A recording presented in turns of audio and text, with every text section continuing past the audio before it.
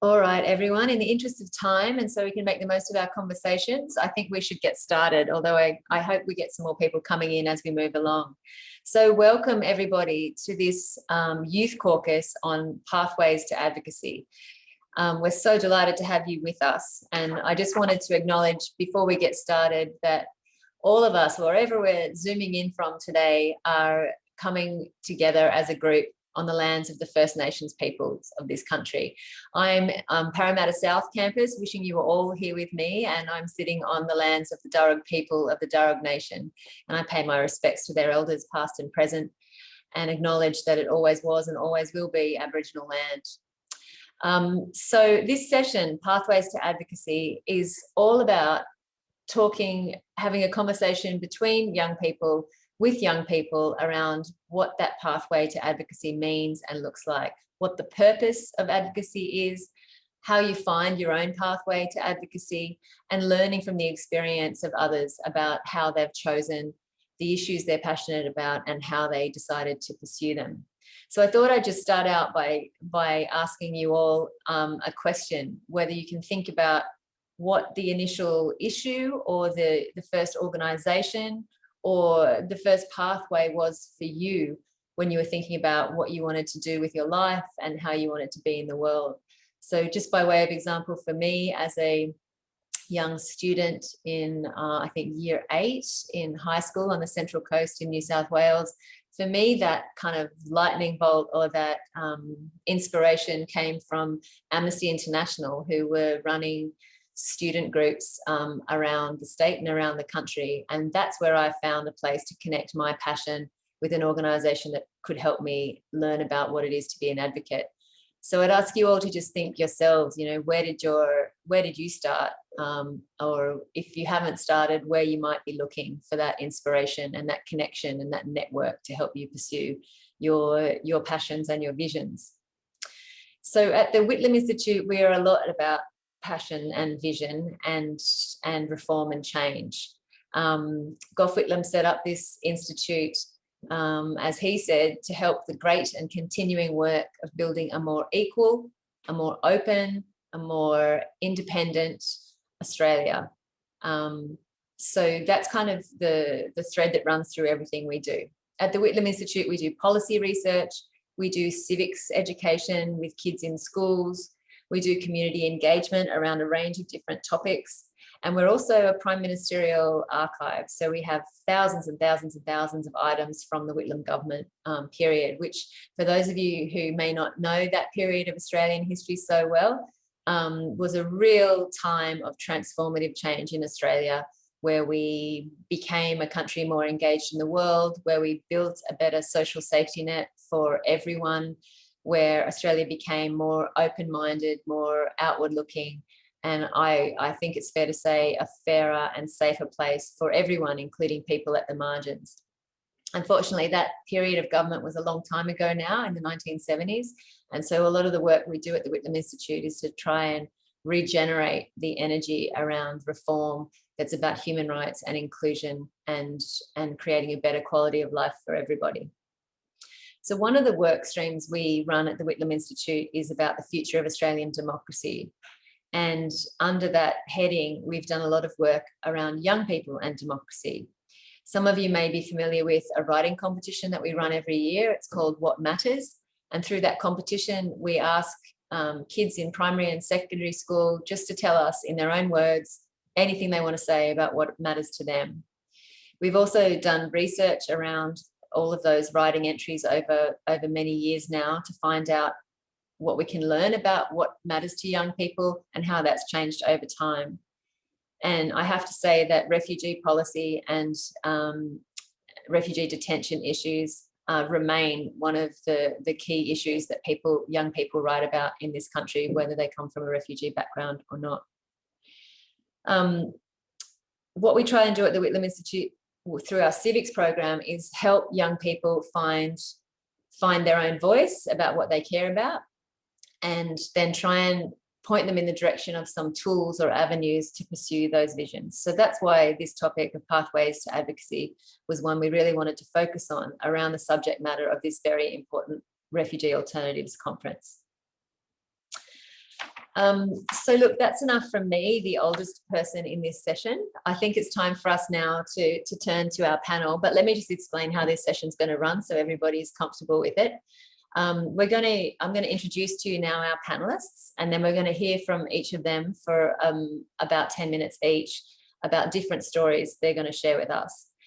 Then I'll open up to any questions from anyone joining us today. So if you'd like to ask a question of the panel, please feel free to use the chat function. Not the Q&A is not active, but the chat function is available at the bottom of the screen. And if you put anything in there, I'll try and get to all of those questions and share them with the panelists.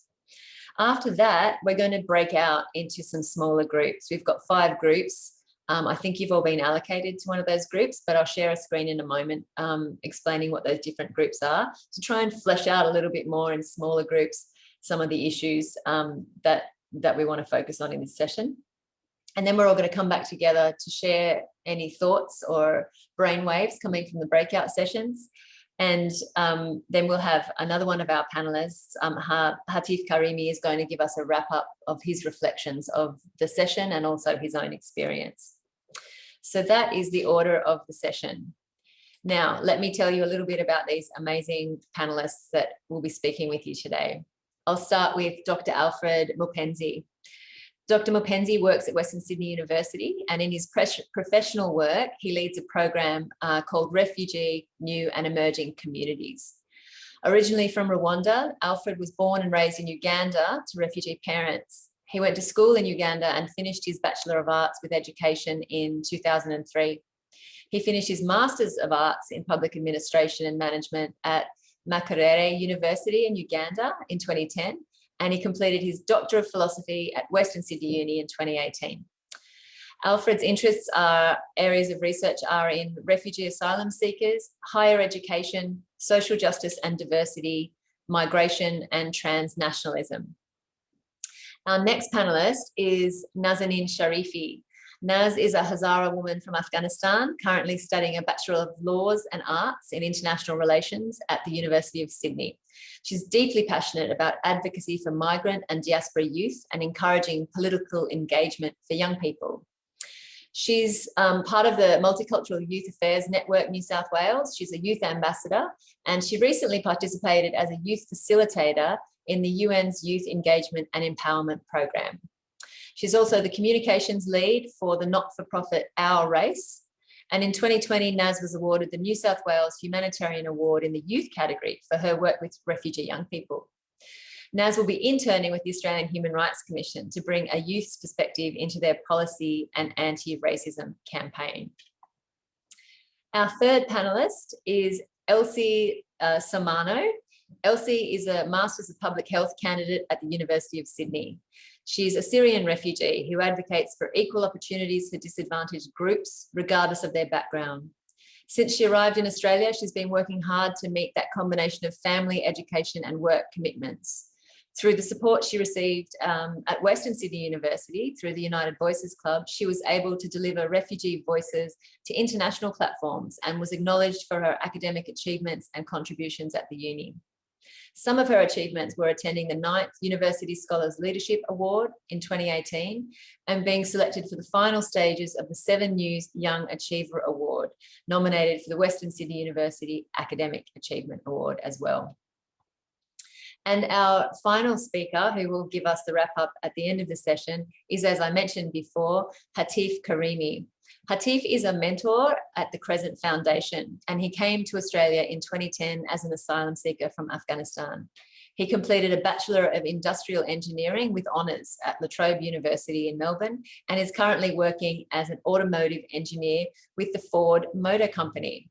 He also does, as I said, volunteer work with organisations like the Crescent Foundation as a mentor, and he aims to help and support other refugees who are experiencing something like the same journey that he has. So these are the fantastic people who will lead our conversation, and I will get out of the way, but to moderate the question and answers. So if I may ask Naz, if you would like to start us off. Naz is going to speak to us about storytelling as an advocacy tool. So over to you, Naz.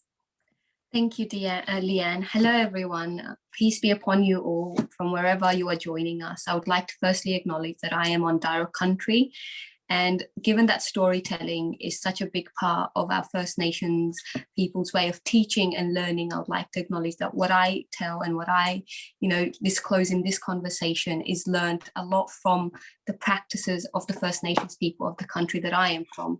So I would like to acknowledge their elders past, present and emerging. And if we have any First Nations people in the room, I would like to extend that respect to you. Storytelling, it's such a fascinating way of looking at advocacy, because what it does, it places a lot of power in the person telling the story. But when I started my journey as a storyteller, especially in the field of youth advocacy and refugee, I saw a lot of gaps and I saw a lot of discrepancies, which I will get to in a moment. But back to storytelling, especially, in the alternative refugee conferences that we are all part of over the past 2 days, we've invited a lot of refugees to come and tell us their story. And a lot of times that's what refugees are often asked to do. That a lot of the times, a lot of young refugees are asked to do is to come and share this refugee story. But the issue with that, when I was asked by organizations, hey Naz, come down, tell us your story, come, tell us how you got to Australia, what you guys suffered and, all that. I realized that what was happening was the fact that I was only being asked to tell one story. And that was just that refugee story. And when I kind of diverted away from that singular traumatizing story, the audience was like, hey, you can't tell that, other stories. We want to hear your refugee story.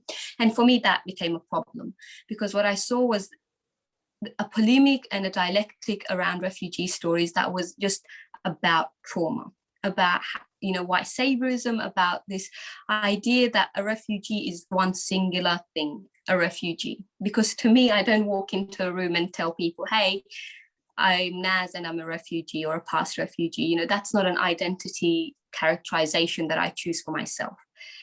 So a lot of the time, that's the issue. It's that people often see refugees as just that, being a refugee then becomes a part of your identity.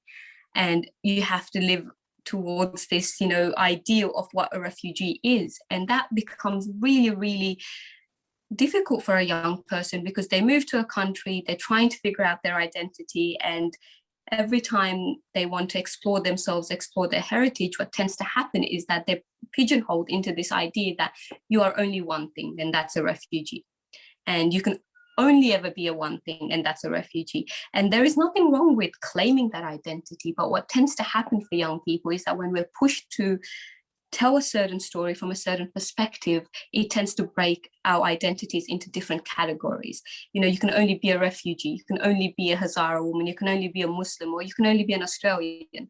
But for me, those things happen simultaneously. I am equally an Australian and equally a Muslim. I'm equally, a past refugee and Australian. So for me, what happened was this kind of curation of a story that I flipped the narrative. And my work with Our Race kind of shifted that perspective, because it allowed me to see the harm that I was doing as a storyteller.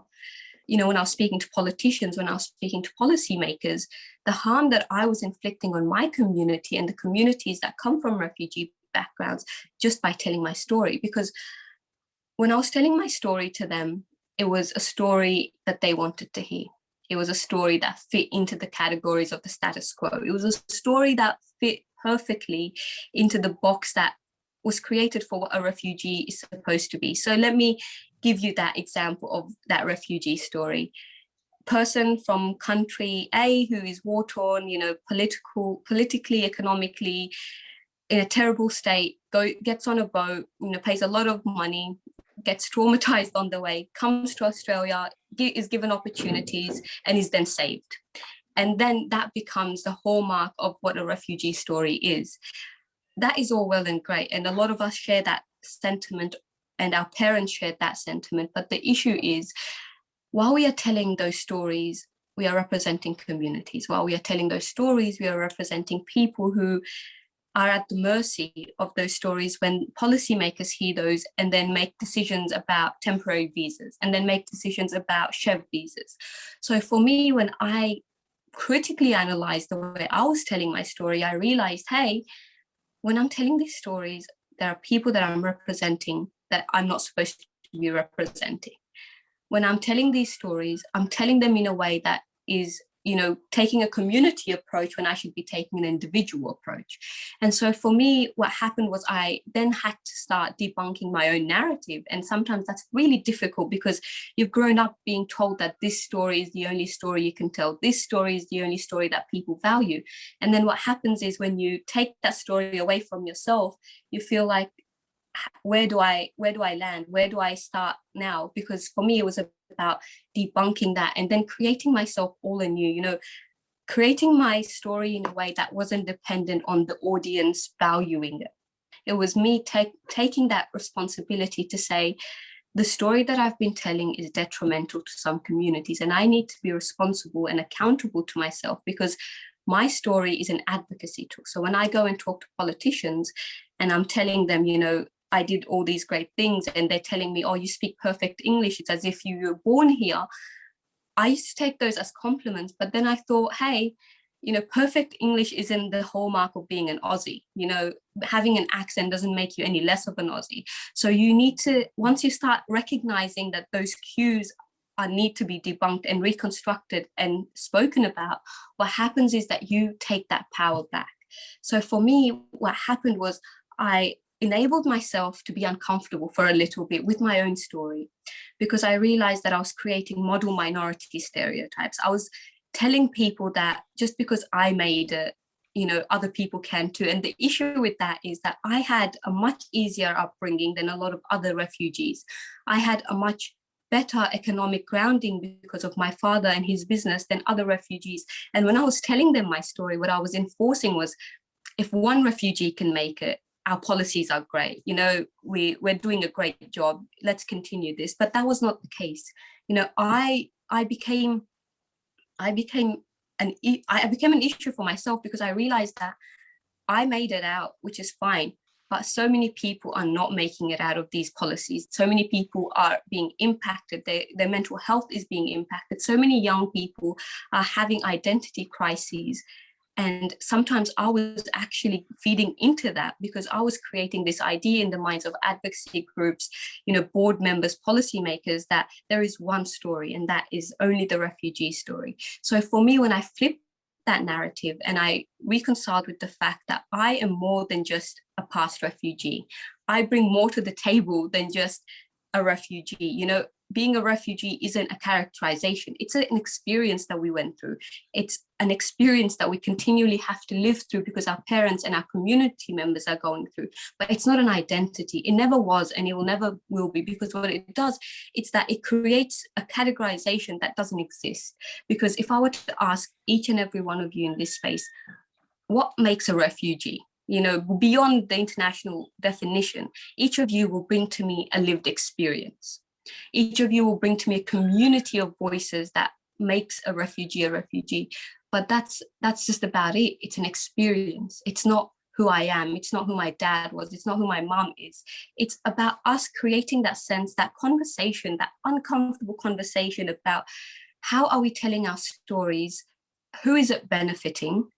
Is it continuing cycles of stereotypical ideas? Is it creating model minorities? Because it's not enough that I've made it so I can push the burden onto another community. Solidarity isn't transactional. Solidarity isn't, my community has made it into safety, so I'm going to pass this burden on to the next community. So the Hazara community are safer now. I'm going to pass this on to the Palestinians.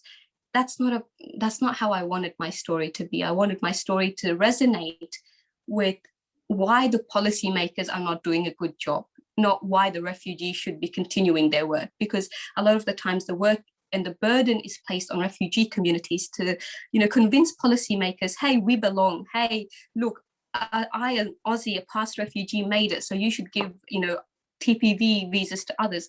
That's not the responsibility of young people, young refugees who come to this country, whose parents come to this country and bear intergenerational trauma and, burden. It's the role of the policymakers, is the role of advocacy groups, is the role of, people like Leanne was saying, Amnesty, to say, what are we doing that is beyond tokenism? Are we just bringing one refugee during Refugee Week and asking them to share their traumatizing story, and then the rest of the year we're just sitting back and, you know, allowing policies to be created, bills to be passed through Parliament, and doing nothing because we feel like, because we've amplified their voices, it's now their responsibility. So we need to then change the power dynamics of how we're talking about refugees, but also how we're ensuring the safety of young refugees and young people from refugee backgrounds. Because my father was a refugee, I'm an asylum seeker, so therefore I bear the intergenerational burden to continue this message and continue this pathway, because I and my community members have felt firsthand the impact of the refugee policies that Australia and the wider international community speaks about and makes policy about. And so my passion is to ensure that I'm on the decision-making processes, that my community is represented on decision-making processes, because a mentor of mine once said, Naz, if you are not on the table, you are often on the menu. And if you are not talking about your issues, people are talking about you without your consent and without your ability to have an input. And so for me, it has been about empowering young people to take part in politics, in the legal field, in corporations, because I believe that change can only happen if it's a whole society approach, because society feeds into policymakers.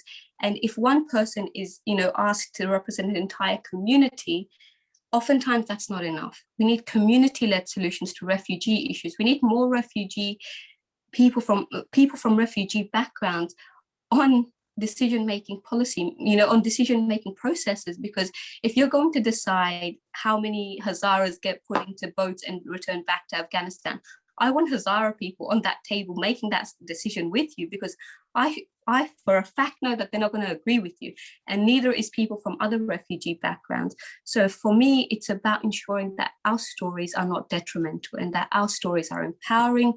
Our stories puts the power back into community and not into the voices and not into the hands of the audiences, because a lot of times those audiences just want a pat on the back to say, hey, we're done it, and it feeds into the white savior, you know, idea and rhetoric, and we don't want that. We want voices and, you know, power back into community, especially young people from refugee backgrounds who have to bear intergenerational trauma. And that's my little rant for the day. Wow, Naz, that was a fantastic rant. Absolutely fantastic. You know, something else jumped to my mind when you were talking at the beginning about being conscious of your storytelling and the impact on others. And it reminded me of the humanitarian principle of do no harm. So whatever you say, whoever you're representing, try and make sure that it's not going to negatively impact on others. That was really very, very interesting for all of us, I think. Thank you. I'm going to ask Elsie Samano to speak next. And Elsie was going to speak with us now about becoming an advocate through United Voices at Western Sydney University. Do you hear me well, Elsie?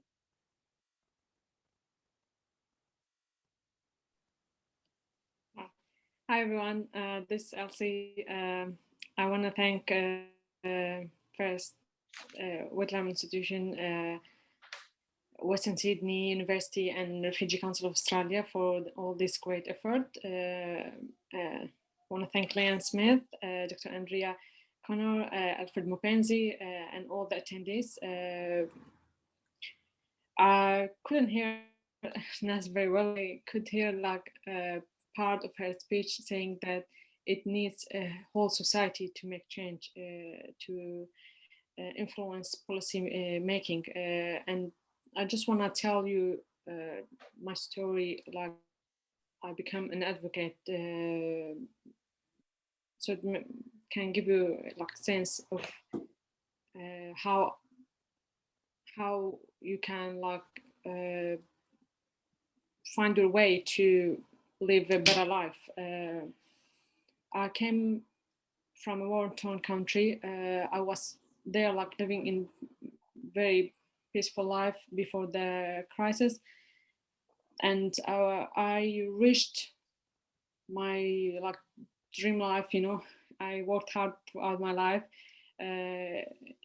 studying to reach my goal, and then when I reached my goal, I lost it due to the war. So I didn't imagine that I would leave my country, but that happened, and we were really traumatized overseas, and we came to Australia here holding all that trauma with us. It was not an easy journey, but when we arrived in Australia, I found like some organization and people who helped me through my settlement process at the beginning, because it was a huge for us to learn all these like different system and life and pathways in and languages, like so much difficulties to face at the beginning. It was like many like culture shock, so we had to grasp it slowly, and also because of the language barrier, like we young people had to take care of our families as well, which was quick transition from youth to adulthood.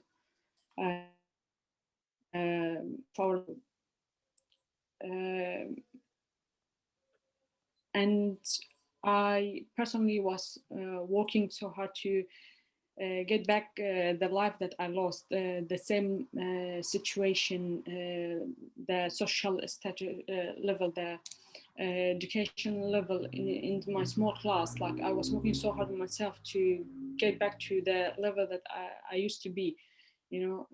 So it was difficult by myself, and I was about to lose my passion on the way, but then I was invited to the Campfire Club. Then it was called the United Voices Club, and then I heard story about other refugees, and I was empowered when I heard that, and that encouraged me to, you know, like continue to work hard on to get that quality life for me and my family, and it was an open door for me to other opportunities. Like I felt like I was just fighting by myself before that, but when I reached out to these people, great people at the university, that opened many doors for me and supported me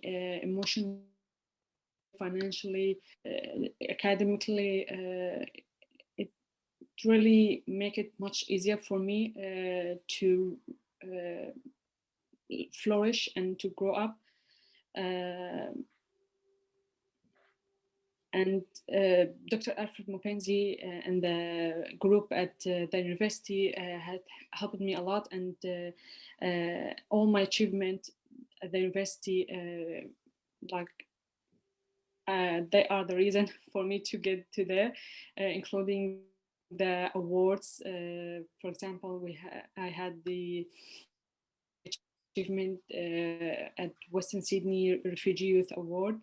I also was awarded the Great Irish Family Memorial Award, 7 Youth Young Achiever Awards. All these awards were like, I was nominated through these awesome people that find that I deserve to be acknowledged for these efforts.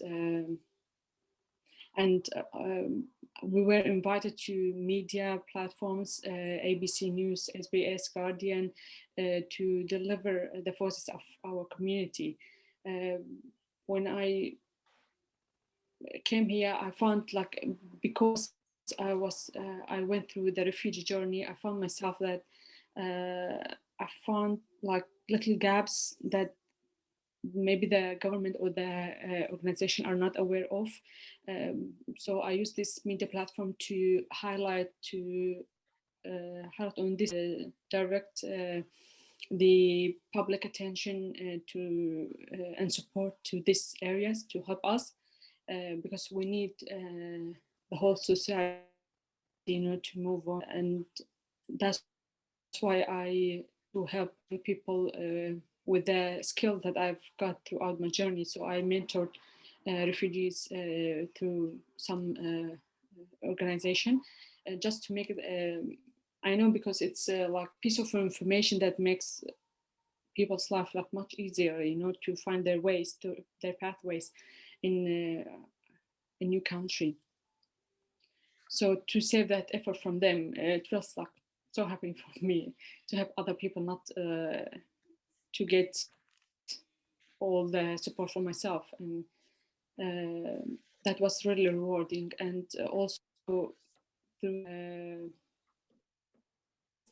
I was given the opportunity to reach to international platforms when I went to the 9th University Scholar Leadership Symposium. It was held by the United Nations Asia in Bangkok, Thailand, and there were a lot of people, like around over 1,000 delegates from 87 countries. And I met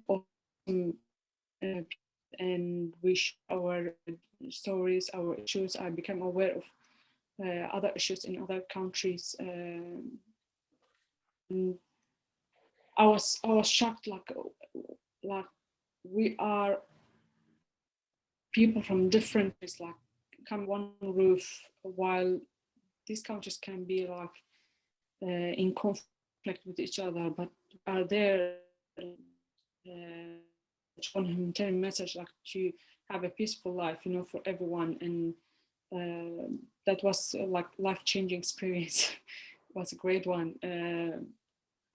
So I really like built confidence in myself and wanted to give back to other people. So throughout the club, we try to support refugees, students to continue to complete their journey and to empower them to reach that independence. And because they are like young people and they are not used to, you know, have that huge responsibility on them. So with the club try to support them in any way, and that will help them to focus on their study to finish it, so they can have a stable life later, and they can support their families. So I really want to thank the university and the club for supporting me and for supporting other people. And I want to thank all the speakers today to come and share their stories to help other to like reach potential in a new country, because they deserve to live in equal life like others. You know, we need equity in our society. We need to give the support to the people who need it. So we can ensure equality, we need equitable resources and policy. So thank you so much for the invitation, and hope I could like help other people like to meet them and help them through the club, because I'm still like with them. So if you need any support, please you can reach me throughout the Alfred. So thank you everyone for listening. Thank you, Elsie. Thanks so much for sharing your story and for being so honest with us about how frustrating and challenging it was at the beginning, and how much your life was really turned upside down, and trying to find your way back to a place that you recognized was such a struggle. It was really brave of you to share that perspective. And I think also the points you made about how important access to information is when you come to a new country and in these tough conditions, and how life-changing access to information can be. The comments you made about mentoring and your commitment to mentoring are also, of course, what Dr. Alfred Mupenzi is going to speak to us about. So Alfred, I'll invite you to come and say your piece now on mentoring and advocacy work in the refugee space. Welcome, Alfred. Thank you, Leanne, and thank you, everyone. I happen to shave my hair so that I can look young. My gray hair will not be disruptive. I'm going to share my screen and let me know if you are able to see my screen. But before I share the screen, first of all, I want to acknowledge the previous speakers because Elsie and Nazi spoke my heart, and I feel like you have done an amazing job. And I also want to acknowledge some of my students on board here. I can see you, Javid. I can see Basma, and all those we are doing work together. So I feel like included in this group, and I hope my chat will not be boring because I have ever spoken to you before. But for the start, I want to share a short video from the students who work with, and I'm going to present it here.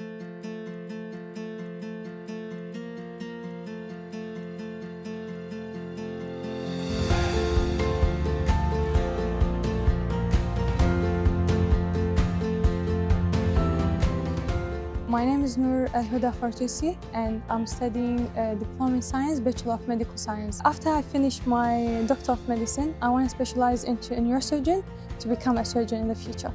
My name is Reem, and I'm studying Bachelor of Physiotherapy. My dream was always to have my own practice, so to practice physiotherapy. And the other thing is to study psychology and hopefully to work as a psychologist and physiotherapist in the practice so I can help with the mind and the body as well. So my name is Omar Bahrami. I'm studying Diploma in Health Science. I would like to give back to the community and to the people for allowing me to study and helping me getting the scholarships. So my name is Iman Shatnawi. I'm doing my Masters of Research looking at dementia in cold communities. So for my future, I'm hoping to do my PhD. So my name is Parwin, and I'm currently studying business, and it's my second year. Hopefully one day be part of a business or a social enterprise or create one myself where I'm able to reach out to people and help them in a really positive way. Well, my name is Michael Mikhail, and I'm studying Diploma in Extended Engineering or Engineering Extended. I had an achievement, but this achievement I think is bigger because it opens a wide door for me to look around, see what's happening, at least enroll big engineers. My name is Pacific Ndaisaba. I'm originally from Burundi, and I'm studying humanitarian and development studies. I can say it is a big achievement to finish my extended diploma in humanitarian and development studies while continue to provide for my family.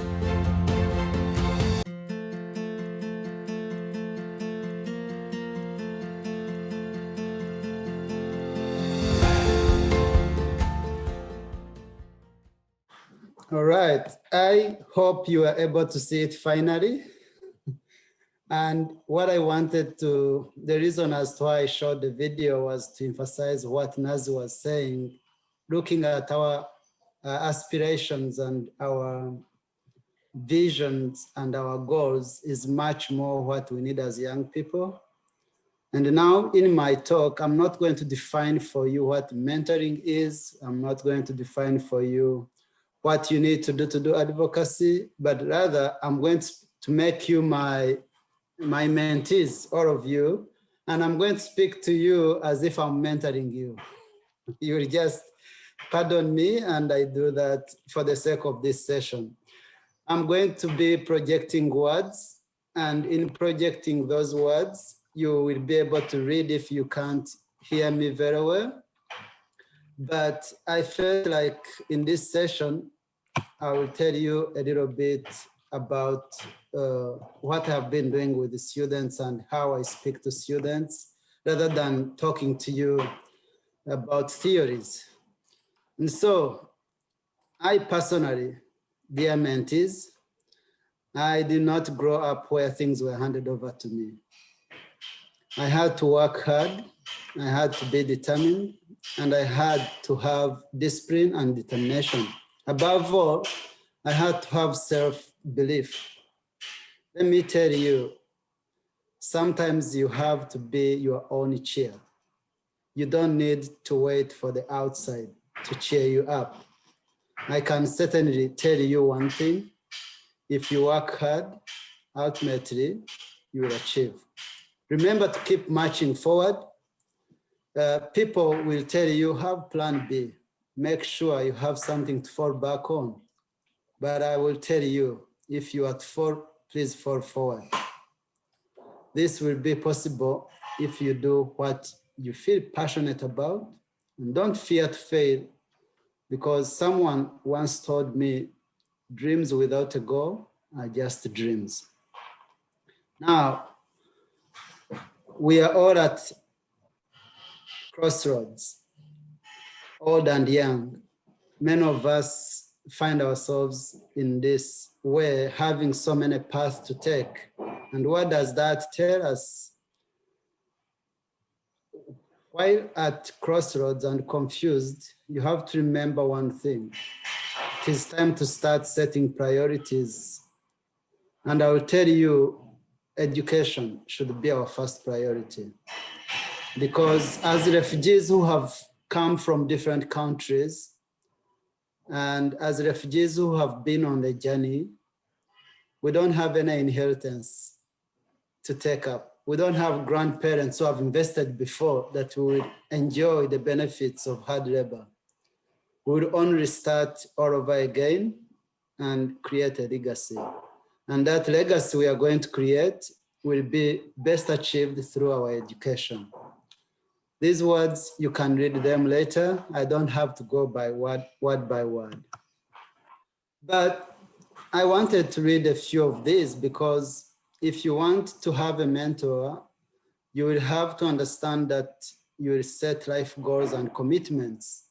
And the rationale for having a mentor is to allow you have someone speaking to your life so that you can move from one level to another.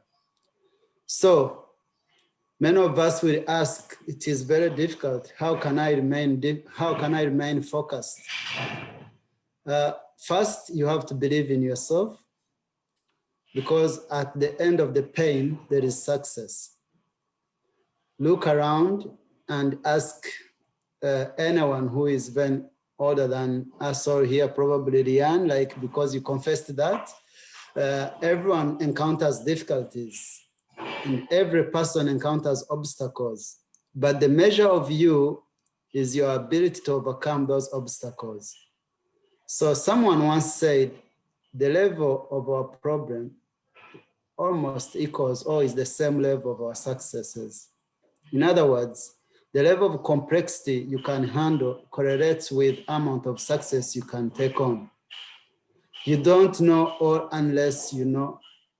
You don't know tall unless you know short. You don't know happy unless you know sad. One of the great thinkers, Winston Churchill, defined success as failure that leads to failure without losing enthusiasm. So one reason why we find mentors in our lives is to have people speak into our lives and also encourage us to move on even when situations are difficult. Now, I would encourage you that in your journey, you will need also to start thinking of celebrating every milestone you achieve, because you have to stop that kind of short-term happiness and stop procrastinating what you have to do.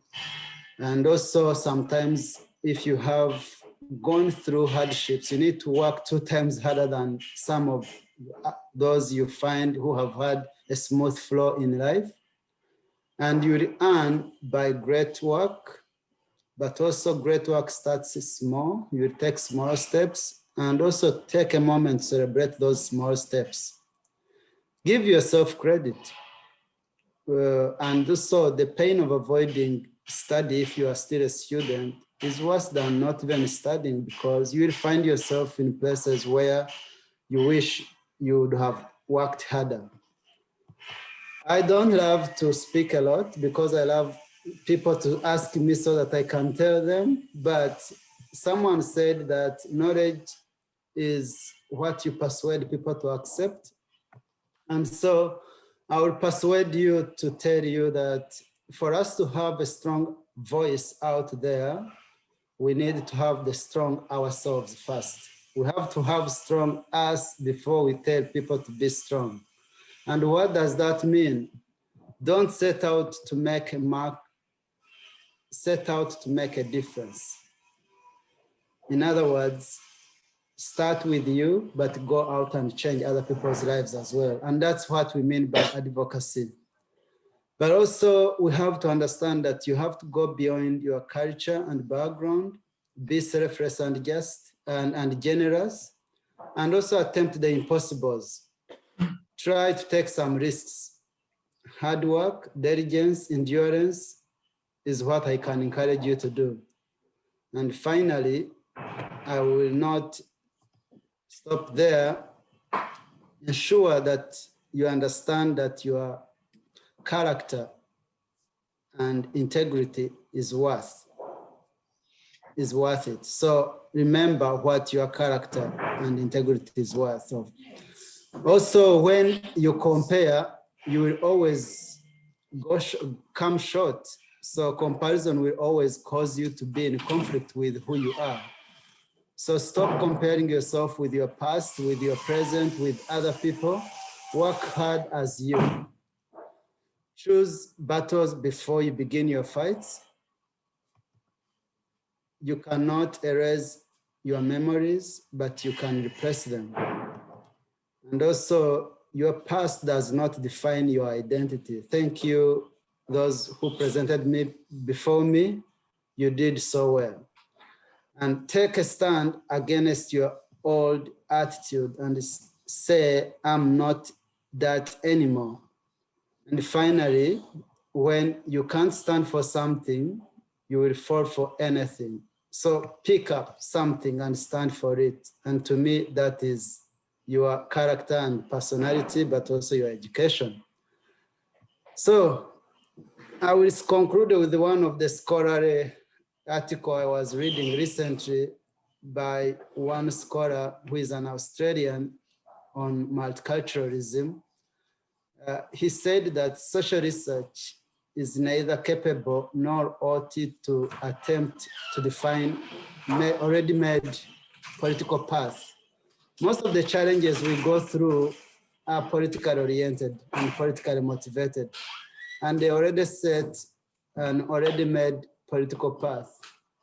We cannot change much of that, but he says what we can do, we can just bring people to echo such a kind of social sufferings, and also furnish or develop tools that will rethink political efficacy and stop the traumatizing part of it, but also support people who lack the social means to cope with it, the rapid changes that we see in society. I will leave it to that and allow other speakers to chat, but we will keep definitely talking as we have this opportunity on this platform. Thank you, everyone. Thank you so much, Alfred, and thank you for mentoring all of us. That was really, really lovely to see, for me to see what you do when you do it. So thanks for sharing that. So I wanted to, seeing as we're a relatively small group, I wanted to invite anybody who wanted to ask a question or share part of their own pathway to advocacy, or want some advice on where to take their thoughts or their ideas, to speak up actually, rather than use the chat if you'd like to, because we can pretty much see everybody on the screen. We're only 20 people. Does anybody want to share anything at this point? I'll leave it open for a second.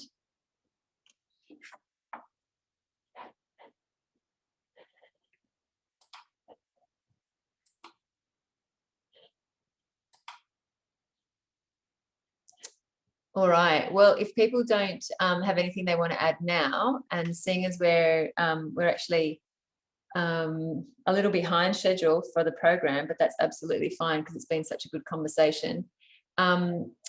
Here is a slide I hope you can all see. I'm sharing my screen about the breakout groups we're going to go to now. So I think you've already been allocated to them. The first is negotiating the label refugee, storytelling as advocacy.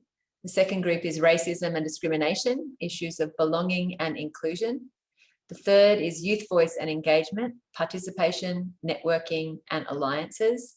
The fourth is education and employment, mentoring and being mentored. And the fifth is storying, mental health and well-being. So why don't we take, say 10 minutes now, 10 to 15 minutes now. I'll rely on Andrea to bring us back. You've all been allocated to a group, and I think every group now has somebody who will be able to report back just on the key ideas that came out in your discussions.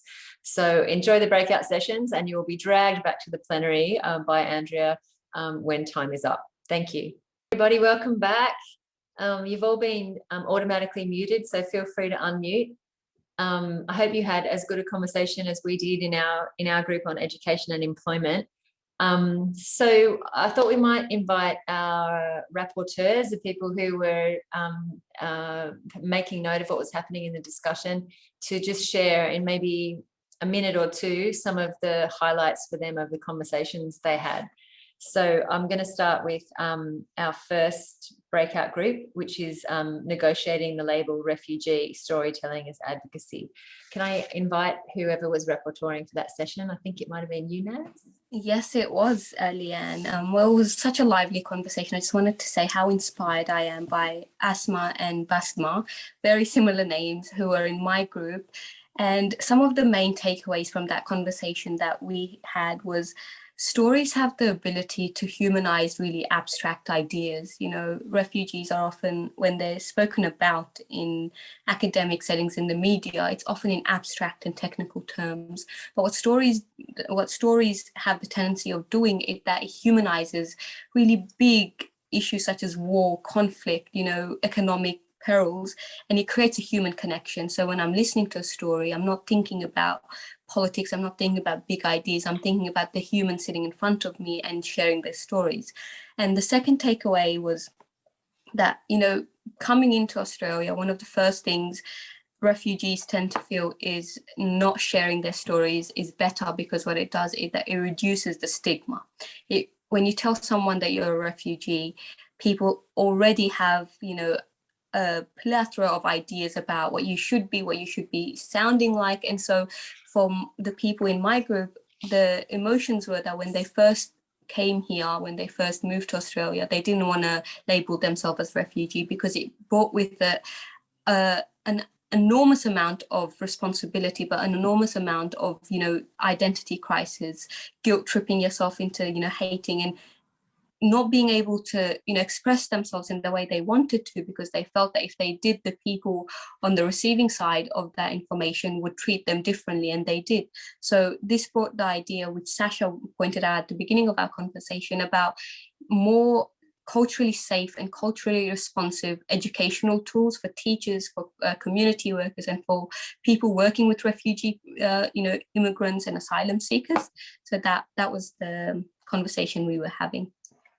Wow, it sounds fantastic. I bet it could have gone on longer than the time we had allocated. Thanks for reporting back, Naz.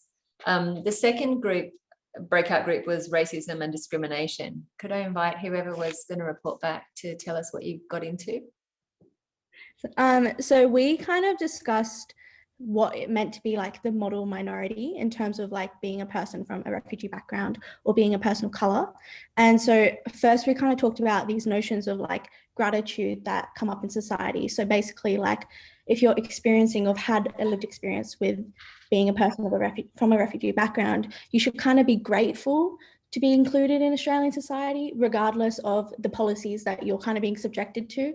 So we kind of discussed that. And then we also kind of talked about what it was to be a model minority. And we kind of referred back to what Naz had said about how she was complimented with her English skills. And we were saying, like, how does that portray people from a refugee background or having lived experiences in that sort of sense?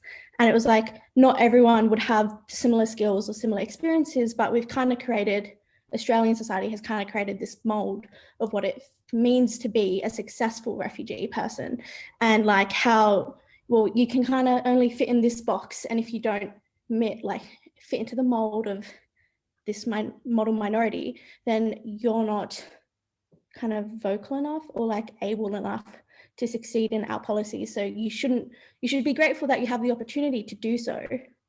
But that's the kind of discussion that we had. And we also said like Australian society chooses who is the model minority and how the policies impact them. So I think it's kind of a collective effort, especially as allies, to listen and actively learn as to people from a refugee background, all the skills and everything like that. Yeah, yeah, no, that's great, Renine, and to push out from the boundaries and the stereotypes, yeah, and to share knowledge about other ways of looking at things, I think. Yeah. Okay, the next breakout group was education and employment, and I think Hatifi is going to report back on our session.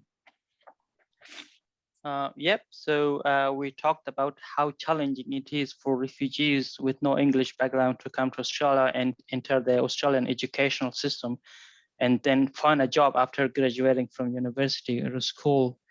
And we talked about mentoring would help those young refugees to actually support them to overcome all the challenges like the language barriers, the cultural shocks and that they faced. I also shared my own experience that I came to Australia and started high school from year 10, and it was very challenging for me, and I was culturally shocked in year 12, and it took me a long time to get better and then to keep going. I mean, and then we discussed about all the supports which are available for refugees, like the mentoring and those things to help them to overcome all of these challenges.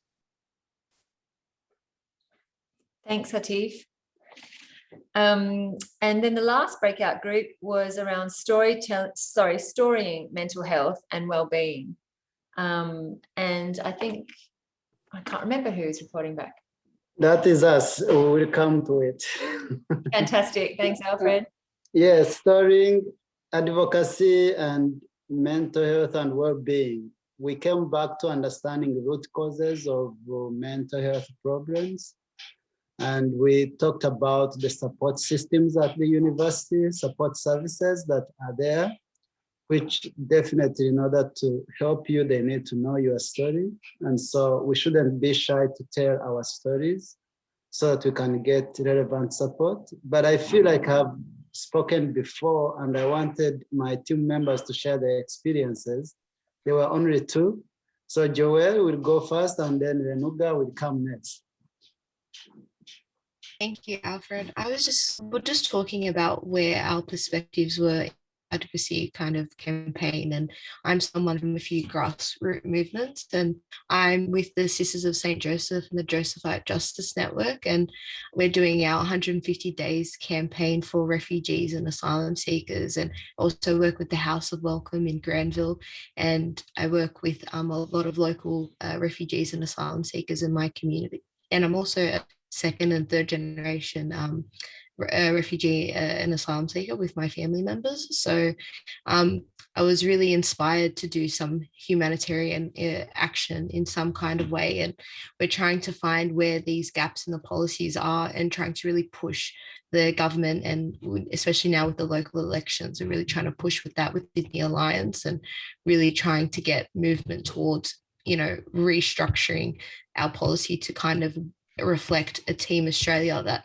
this rhetoric often talks about, this Team Australia that I feel like we don't have. So that's something that I really advocate for, and looking at how that mental health fits into that and welcoming them into our community is a big thing that we focus on as well. I'll go next. So my name's Renuga, and I advocate mostly on indefinitely detained refugees.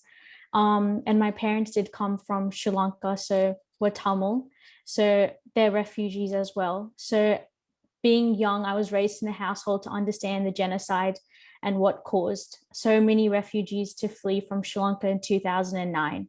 And ever since I was 12, I've been advocating for refugees, because most of my community members are refugees and have been in detention for a long amount of time. So I was able to go to the United Nations last year and speak at the 43rd session of human rights on 2 refugees that have been detained for 11 years. And while being at the UN, I realized how important it was to draw awareness to the mental health and them being physically fatigued, and how Tamil people are normally put under this umbrella of being part of a terrorist organization due to the rebel group that was done in Sri Lanka, being the LTTE. And I guess one of the challenges is having those complicated conversations and kind of telling the wider Australian community that we carry such a big burden of what had happened in Sri Lanka, and that we want people to realize that what had happened in Sri Lanka is affecting so many generations, such as me, and that I can't go to Sri Lanka, and all these situations that are happening in detention, such as a man that I'm advocating for. He has leukemia, and it's been 11 years for him in detention. So it's just having those complicated conversations and having people understand that refugees are going through so much in detention as well as being released and not knowing what to do. Thank you, Tim. So I hope Nazi will be happy with us. We didn't want to be on the menu. We rather wanted to be on the table. And we felt like we should also speak about the young people and the narratives of the gang issues, and how the framing is quite deficit in shape and form. And that if we want to understand the mental health issues, then we need to understand what actually is happening to these people. And it is a lot of work, yes, but a handful of people like us, 17 as we are, we can bring a big change. And we believe that it can start with one person until God the next. Over to you, Lee. Thanks, Alfred. Well, that sounds like it was an incredibly interesting group that you had so much experience. Can I ask a question either to Renuga or anybody else who has expressed, their experience of being a young person and having this family legacy and this trauma and this change and transformation, and also just being a young person? Like how do you personally manage the balance between all of your multiple identities and who you are, and your friendships and your schooling and your faith and all those things with this advocacy work? Is it hard to balance that part of your life? Does it overtake your life sometimes? How have you managed to do it? Renuka, would you like to say anything about that? Yes. So sometimes I feel like it does sometimes overtake my life. So certain months in the Sri Lankan culture, like May, it's genocide month. So we did do our first rally like on May 16th. And I think during that period, I solely focused on how I can bring a lot of people to the rally and draw awareness to refugees. And then I slowly had to pull myself back after May 16th and kind of tell myself that this shouldn't be just your life. Like I should always balance everything out, because at the end of the day, if I fulfill my education, if I fulfill my friends and everything, it will keep everything balanced. So I think it's just having that reminder and having days where I don't really do anything to do with drawing awareness to refugees, kind of just have like a chill day. So I think I actually have to have like a set day. So like every Friday, I don't look at Facebook, I don't look at any of the news, I kind of just like relax. That's what I do, because I'm someone that's always like looking at Facebook, looking at ways I can draw awareness. So yeah, that's what I have to do. Thank you. Anyone else want to share their experience?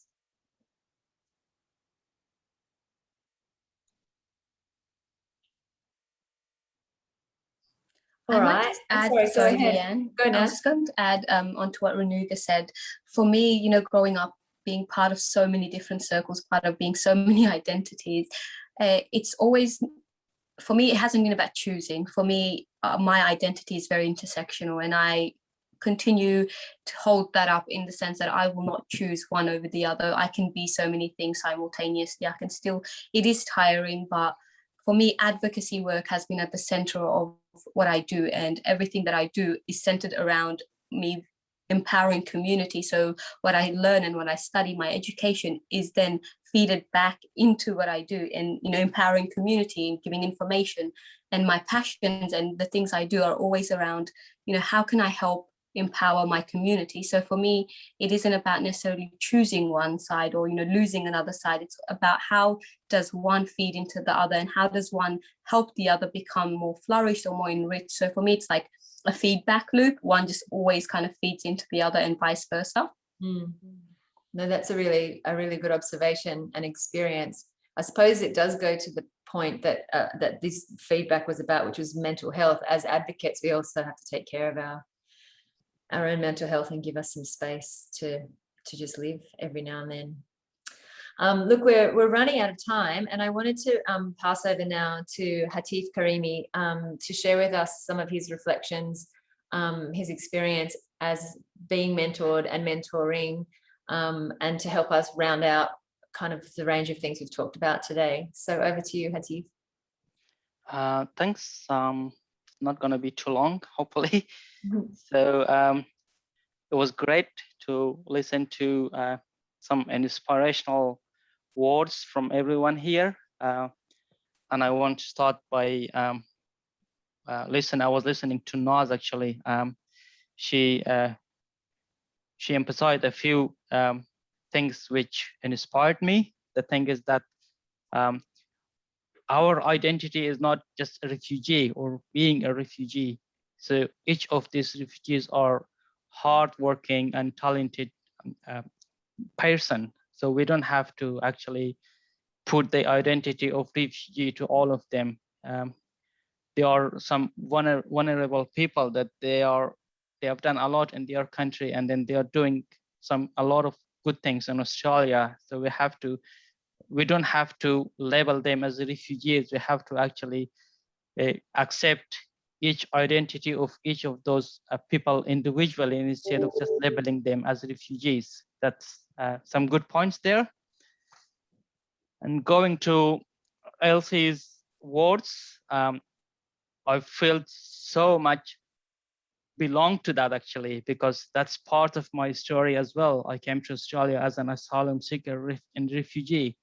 And I've been through all of those challenges that she faced, from cultural shock to language barriers to not sometimes feeling loneliness, because I came to Australia as an unaccompanied minor when I was 15, and I spent 6 months in detention center, and I was living in Australia by myself for 2.5 years with no one from my family here, and I was lucky to get my mom and siblings after 2.5 years.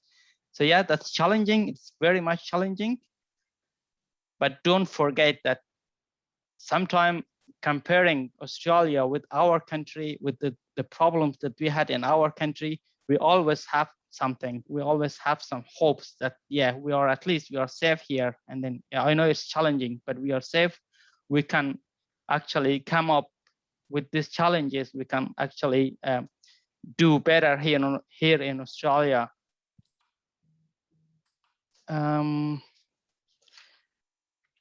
Just give me a sec, sorry.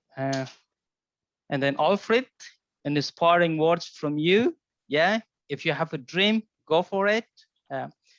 Try to go for your dream, try to work hard, but don't push yourself to the breaking point where you can't actually stand up again. And I was listening, it was some inspiring words from you. Thank you so much. And I think that's all from me. Thank you, Hatif. Listening to you talk about your personal story just has me in awe at your strength and how powerful you are from what you've survived and what you've been through, and what a rich resource you are for our community and our society. So I just want to pay tribute to all of you for bringing that strength with you. Does anybody else want to share anything? Where it's time for us to wrap up, but I've learned so much from all of you in this session. I just wanted to offer that if any of you want to connect with the other people here, please feel free to get in touch through Andrea. And if people are happy to share their contact details, if it's useful to you as part of to have more people in your network or as your mentors, I hope this platform can be useful from that perspective. But anybody else have any final thoughts or comments? Leanne, I would just want to thank the organizing team, but also every participant in from the bottom of my heart, because I do understand that we are doing different work out there.